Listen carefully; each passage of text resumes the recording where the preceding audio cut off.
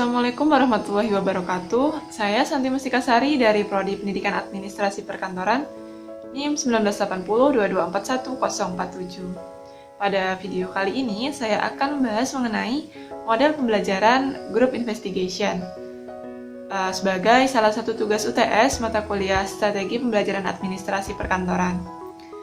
Nah, sebelumnya kita mengetahui dulu pengertian dari model pembelajaran. Model pembelajaran adalah suatu perencanaan atau pola yang digunakan sebagai pedoman dalam perencanaan pembelajaran di kelas. Nah, ada banyak sekali jenis dari model pembelajaran itu sendiri. Ada model pembelajaran konseptual, model pembelajaran kooperatif, model pembelajaran berbasis masalah, berbasis web, dan masih banyak lagi. Nah, untuk model pembelajaran kooperatif sendiri atau cooperative learning adalah model pembelajaran dengan cara siswa dikelompokkan menjadi kelompok-kelompok kecil berkisar antara 4-6 orang yang nantinya akan bekerja sama secara kooperatif dan struktur kelompoknya adalah heterogen atau berbeda. Jadi dalam suatu kelompok nanti tingkat akademik dari siswa itu berbeda-beda, ada yang pintar, ada yang sedang, ada yang rendah. Nanti dikelompokkan menjadi satu kelompok. Nah, dari model pembelajaran kooperatif ini sendiri masih ada tipe-tipe atau jenis-jenisnya. Ada STAD atau Student Team Achievement Division, kemudian Group Investigation, kemudian Jigsaw, dan struktural. Nah, dalam video kali ini kita akan fokus pada model pembelajaran kooperatif tipe Group Investigation. Apa sih itu Group Investigation? Nah, mungkin teman-teman dari namanya kita sudah mengetahui ya, Group Investigation atau dalam bahasa Indonesia adalah kelompok investigasi. Nah, jadi nanti dalam Group Investigation ini siswa akan dikelompokkan menjadi 4-5 orang yang heterogen atau berbeda. Nah, nantinya siswa akan mempelajari atau menyelidiki suatu masalah yang telah diberikan oleh guru. Nah, nanti siswa akan mendiskusikan mengenai masalah-masalah tersebut dan hasil dari investigasi tersebut nanti akan dipresentasikan atau dilaporkan hasilnya kepada guru dan teman-teman lainnya, yang nanti setelah penyampaian hasilnya, guru akan memberikan feedback kepada siswa. Nah, supaya teman-teman lebih paham mengenai model pembelajaran Group Investigation, nantinya saya akan menjelaskan mengenai sintakmatik atau langkah-langkah dalam model pembelajaran Group Investigation, kemudian proses sosialnya, proses reaksi, dan dampak serta kelebihan dan kekurangan dari Group Investigation ini. Simak terus videonya ya. Pada dasarnya, model pembelajaran Group Investigation memiliki 6 sintak atau langkah-langkah dalam pembelajarannya. Yang pertama, mengidentifikasi topik. Di sini, peserta didik dapat meneliti berbagai sumber, mengusulkan topik, dan mengkategorikan saran-saran. Nah, setelah telah mendapat topik-topik yang akan didiskusikan, kemudian guru membagi kelompok dalam satu kelas menjadi masing-masing 4-5 orang anggota kelompok, di mana kelompoknya bersifat heterogen dari segi akademik dan etnisnya. Kemudian, tahap yang kedua adalah merencanakan proses investigasi dalam kelompok. Peserta didik merencanakan hal-hal yang terkait apa saja yang akan dibahas dan dipelajari dalam proses investigasi, serta melakukan pembagian tugas dan menuliskan hasil diskusi kelompok mereka.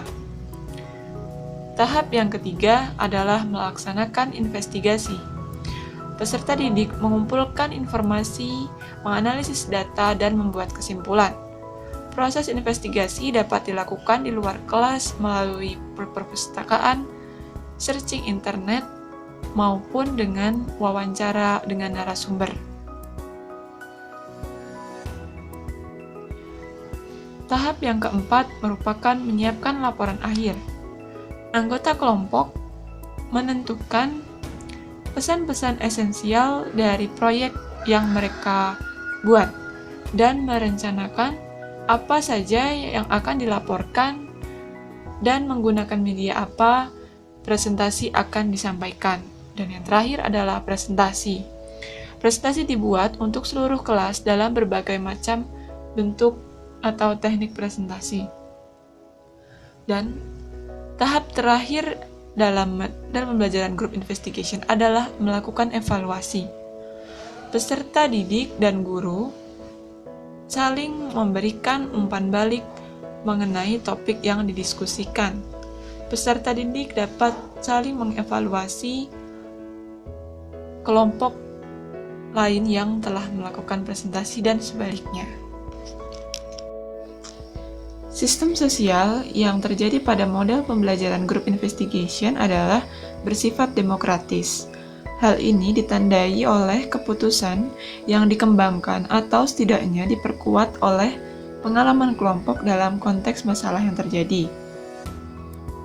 Selain itu, guru dan murid mempunyai status yang sama dalam pemecahan masalah dengan peranan yang berbeda. Iklim kelas telah dilakukan keputusan sebelumnya. Selanjutnya, prinsip reaksi. Prinsip reaksi yang terjadi pada model pembelajaran group investigation adalah yang pertama, guru bersifat sebagai pemandu yang menjalankan suasana kelas agar pembelajaran dapat berlangsung dengan baik dan para peserta didik dapat termotivasi serta merasa nyaman selama pembelajaran berlangsung. Kedua, siswa dilatih untuk berani berpendapat, bertanya, maupun menyanggah pertanyaan.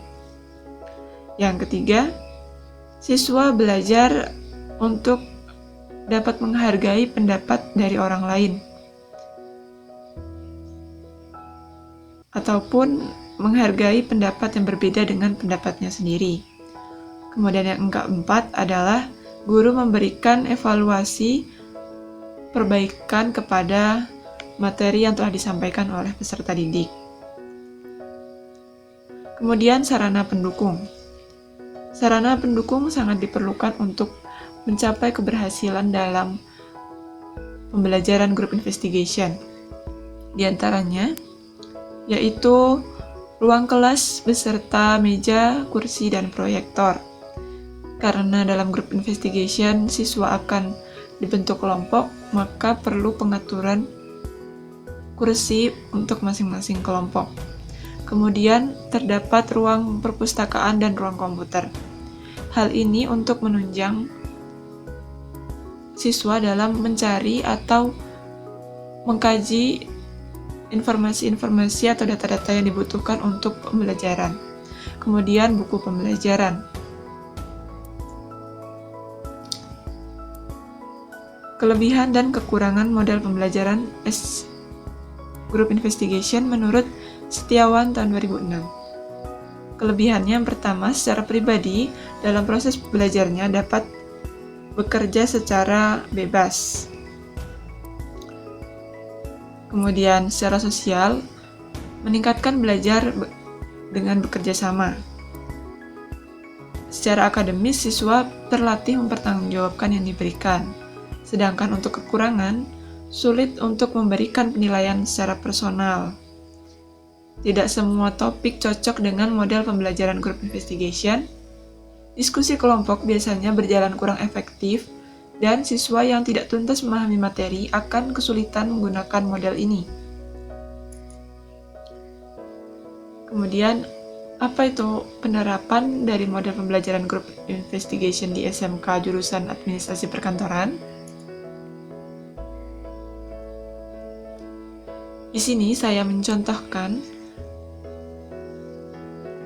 pembelajaran tata kelola kepegawaian di SMK Administrasi Perkantoran. Pertama, guru akan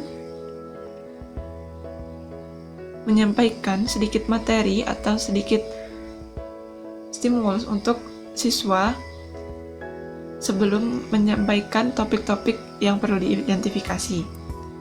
Kemudian, guru menyampaikan hasil topik-topik identifikasi yang akan dibahas atau diinvestigasi oleh siswa.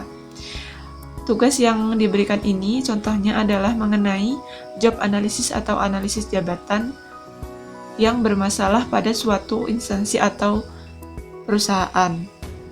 Nah, kemudian guru membentuk suatu kelompok kecil bagi siswa untuk mendiskusikan masing-masing materi. Nah, dalam proses investigasi, siswa dapat melakukan wawancara dengan pegawai perusahaan yang berkaitan maupun dapat mengkaji lewat koran atau internet. Setelah itu, siswa membentuk laporan atau penyajian bentuk presentasi kepada teman-teman dan guru di kelas. Setelah itu, guru memberikan hasil evaluasi. Sehingga dampak instruksional pada contoh yang saya berikan tadi adalah dapat meningkatkan keterampilan berpikir siswa secara mandiri maupun bekerja sama secara kelompok, kemudian meningkatkan kemampuan pemahaman siswa terhadap analisis masalah jabatan dalam suatu pekerjaan. Kemudian dampak mengiring, yaitu dampak yang mengiringi dalam dampak instruksional, yaitu meningkatnya kemampuan berpikir kritis, inovatif, dan kreatif, munculnya perilaku bertanggung jawab atas tugas yang dijalankan, dan menanamkan sikap toleransi dan saling memahami antar siswa. Sekian video mengenai model pembelajaran Group Investigation kali ini. Terima kasih kepada teman-teman yang telah menyaksikan sampai akhir. Mohon maaf apabila banyak kesalahan dan kekurangan dalam video kali ini. Akhir kata, wassalamualaikum warahmatullahi wabarakatuh.